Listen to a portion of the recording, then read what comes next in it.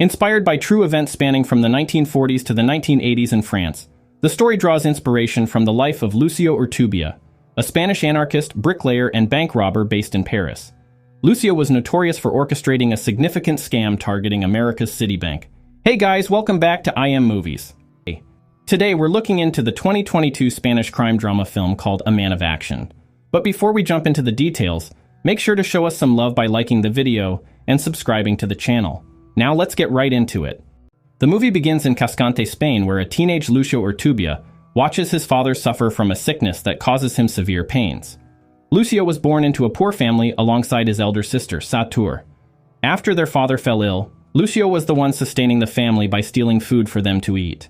After hearing his father scream in pain for days, Lucio decides to rob a bank with a knife, hoping to use the money to buy painkiller drugs for his father. However, while trying to rob the bank, Lucio soon begins to pee on his pants. Seeing this, the bank manager advises him to leave the bank and go home. Lucio returns home and Satur reveals to him that their father is now dead. After their father's burial, Satur decides to go to Paris in search of greener pastures. Lucio tries to go with Satur, but she tells him that he can come only to visit her after completing his military service. 10 years later, Lucio arrives in France and manages to find his way to Satur's house. Lucio reveals to Satur that he had escaped from military prison after he and some others were arrested for smuggling military boots and blankets to help raise money for the poor. Afterwards, Satur introduces Lucio to her husband, Patrick. Patrick works in a money minting factory and he happens to be an expert in making money plates. Later, Lucio asks Patrick if he could help him get a job at the mint, but Patrick tells him that only specialists work there. However, Patrick manages to get Lucio a construction job. At work, Lucio works too hard, prompting his co-workers to pick on him as they reveal to him that he's making them look lazy to the foreman. Lucio later becomes friends with the men, which includes Asturiano, Germinal, and Josep, joining them as they discuss political ideologies. Germinal, the oldest among them, asks Lucio about the political ideology he follows, and he says communist. However, Germinal later concludes that Lucio is an anarchist like them, since he doesn't like being ordered around. Afterward, they take Lucio with them to share their anarchist ideology with others by sharing flyers. Here, Germinal tells Lucio that anarchist ideology thrives on the idea of collectivism, and that there is no leadership or authority. Germinal also shows Lucio paintings of great anarchists like Sebastian Faure, whose idea was to create a society free of money, and Buenaventura Durruti, who robbed banks to promote the anarchist ideology, stating that banks cause inequality in the world. Germinal also tells Lucio about his fugitive friend Kiko Sabate, an active anarchist who has been robbing banks to fund the anarchist agenda. Afterward, the French police soon stage a confrontation, and Lucio later gets hit in the head as they manage to escape. Days later, Germinal sneaks fugitive Kiko Sabate into Lucio's apartment, begging Lucio to accommodate him for some time. Subsequently, Kiko puts a knife to Lucio's neck as they enter his room, teaching him never to trust a stranger. Afterward, Lucio offers Kiko food and asks him about one of his robberies where he was reported to have stolen 50,000 pesetas in Barcelona.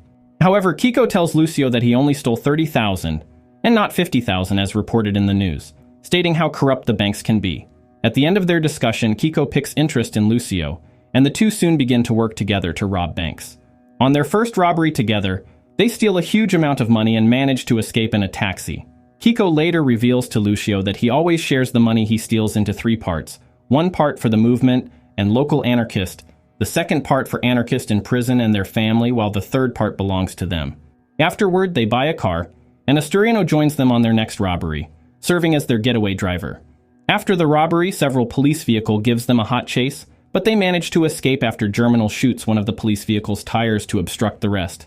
At the same time, a senior police officer named Inspector Costello, who had been trying to track Kiko down for a while, soon receives news of the robbery.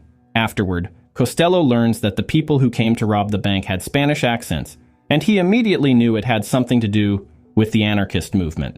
One day, while the anarchists are holding a meeting, Costello and his men storm into the place to make arrest. Although Kiko tries to get Lucio to escape with him, the police manage to arrest Lucio with the others.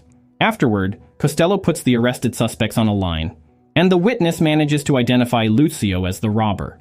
With this, Costello and his men search through Lucio's apartment for evidence, but they couldn't find any. Lucio tells Costello that he's just a simple builder, and that he doesn't know anything about robberies. With no evidence, Costello sets Lucio free but tells him that he's convinced that he is the robber, promising to get him soon. The next day at work, Germinal blames Lucio for making the police spy on them, and Asturiano also warns him not to follow Kiko's steps, as it could lead to his death. However, Lucio becomes defensive, stating the banks are robbing everyone and they deserve to be robbed. Days later, Lucio notices a car trailing him, and he soon realizes that it's Kiko. Kiko reveals to Lucio that people like Fidel Castro have sparked a light for them to follow, suggesting that they get weapons to start a revolution. However, Lucio disagrees with him, stating that Germinal's idea of spreading the word on the streets through flyers is better than using guns. With this, Kiko tells Lucio that he's going to Spain to start a revolution, stating that he'd rather die fighting than live to make no difference by sharing flyers on the streets. At this point, Kiko gives Lucio a switchblade knife and bids him goodbye. Days later, Germinal, Asturiano, and Lucio all go to a bank to solicit a loan in an effort to start a printing press. However, the banker manager declines their request since they do not have any assets to use as collateral. Afterward, Lucio meets Costello, who had been trailing him outside the bank, and decides to confront him. However, Costello tells Lucio that he knows about their printing press idea from his informant, and also reveals to him that his friend Kiko is now dead. Lucio mourns Kiko's death and soon decides to continue the robbery where they'd stopped. With this, Lucio and Asturiano dig up Kiko's weapons from a burial site, and they soon begin a robbing spree. With this money, they buy a printing press from an old man to kick off their mission. At the printing press, Lucio meets an old lady named Jeanette, who has been working at the printing press since she was 14. Lucio asks her to stay and work for them since they need someone to help them operate the machines. Meanwhile, Germinal soon arrives in the company of Josep, revealing his intention to take control of the printing press in the name of the Union. However, Lucio rejects the idea, stating that he's an anarchist and he won't take orders from Germinal or anyone else. Feeling betrayed, Germinal orders Asturiano to follow him, but Asturiano refuses, prompting Germinal to leave in anger. At this point, Lucio tells Asturiano that he suspects that Germinal must be the informant ratting them out. At the same time, two university ladies walk in to pick up pamphlets they'd ordered from the printing press. Before leaving, the ladies hand the pamphlets to Lucio, inviting him to join them in a university protest for equal rights. Lucio attends the protest and manages to scare away a drunk student, trying to interrupt a lady's speech. After the speech, the lady approaches Lucio and thanks him for helping her scare the drunk. After a short discussion of their beliefs and political ideology, Lucio realizes that they have a lot in common, and he invites her to join their anarchist society. Shortly after, the protest escalates, and Lucio watches the lady throw a gas canister back at the police as they both join the protest. They later manage to escape after Lucio gets hit in the head. Subsequently, Lucio introduces himself to the lady as a builder, anarchist, and robber, leaving the lady in shock. In turn, the lady introduces herself to him as Anne, a biology student and an activist for equal rights. With time, Anne and Lucio begin to spend romantic moments together, and they soon become lovers. Meanwhile, as Costello and his men continue to spy on Lucio, anticipating his next move, the chief inspector confronts Costello and orders him to stop tailing Lucio, ordering him to focus on other important cases. Meanwhile, at this time, as tension between Cuba and the United States begins to escalate, Lucio and his team begin to consider how they can intervene.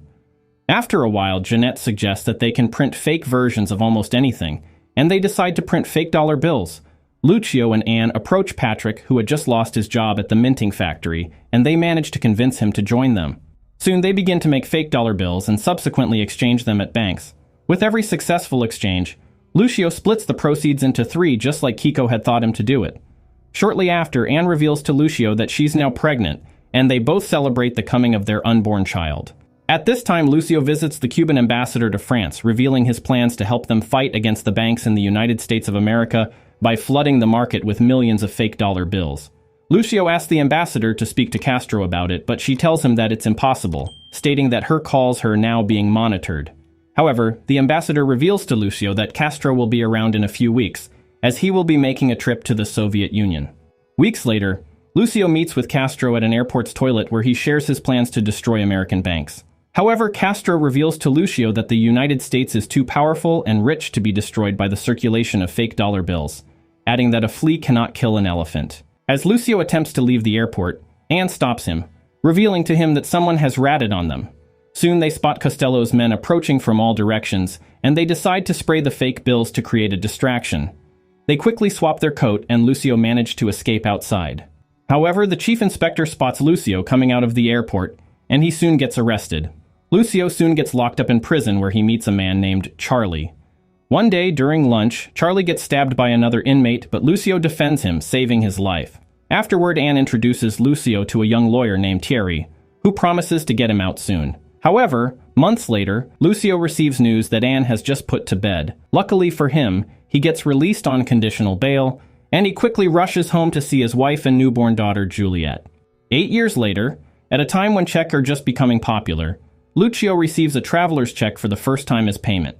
Curious, Lucio asks the foreman how it works, and he soon learns that he can cash the piece of paper from any counter in the world. One day while shopping, Lucio runs out of cash in his wallet, but as soon as the cashier spots his traveler's check, she uses it as payment and gives him cash as a change.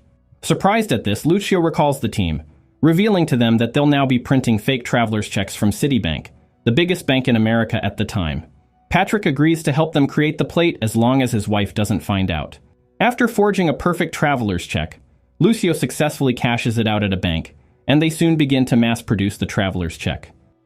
With this, they decide to split and start cashing out the same check at the same time in different banks. After losing millions, Citibank officials begin to worry as they seek to get the perpetrators arrested. With this, a man named Barrow is then sent to Paris to get to the root of the issue. Barrow arrives in Paris and meets with Costello, who reveals they need enough evidence to make any arrest. Subsequently, Costello confronts Lucio once again, asking him if he knows anything about the forged checks, but Lucio tells him that he knows nothing about it, but he's glad that the banks are getting robbed. However, Anne soon reveals to Lucio that a group of doctors have invited her to Bolivia to work with them.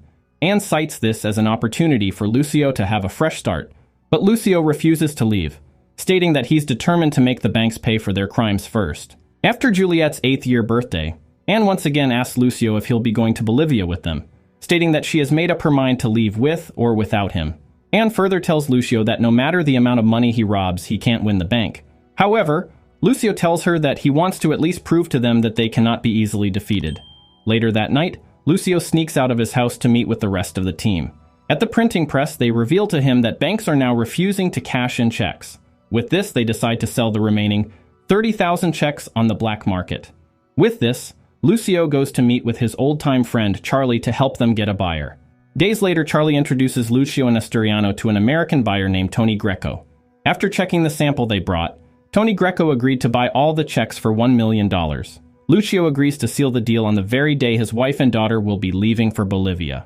Meanwhile, Sator confronts Lucio about his quest for revolution as police continue to spy on them, asking him to stop or at least leave her husband out of it.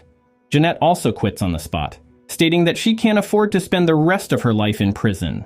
On the day of the exchange, Lucio leaves his house with the bag of checks and watches as Costello trails him. After driving for a while, Lucio parks his bus at an intersection, grabs the key of the driver behind him, tosses it away, and subsequently drives off. Lucio later arrives at the pickup point alongside Asturiano as they wait for Tony Greco to show up. Moments later, Tony Greco arrives at the location, but as soon as they try to make the exchange, French police show up from several angles and they all get arrested. Lucio learns that the whole team is now in prison except Patrick. With this, Lucio assumes that Patrick has ratted him out as soon as he learns that Patrick was involved in some serious gambling debt. Later, Lucio receives a letter from Anne, telling him how they found a new world in Bolivia, and how much they miss him. Now, due to some errors with the proceedings of the case, Thierry can secure Lucio's release on conditional bail. With this, Barrow begins to pressure Costello to do anything even if it's illegal to make sure Lucio ends up in jail. Feeling irritated by Barrow's arrogance, Costello tells him that there's nothing they can do. After Lucio's release, he confronts Patrick about ratting out on him, but he soon realizes it isn't Patrick, but his friend Charlie and Tony Greco, who had been an undercover cop all along. Soon, Lucio begins to get threatening messages. With this, Lucio confronts Costello about the threats, reminding him of how he's never played dirty for 20 years as a suspect.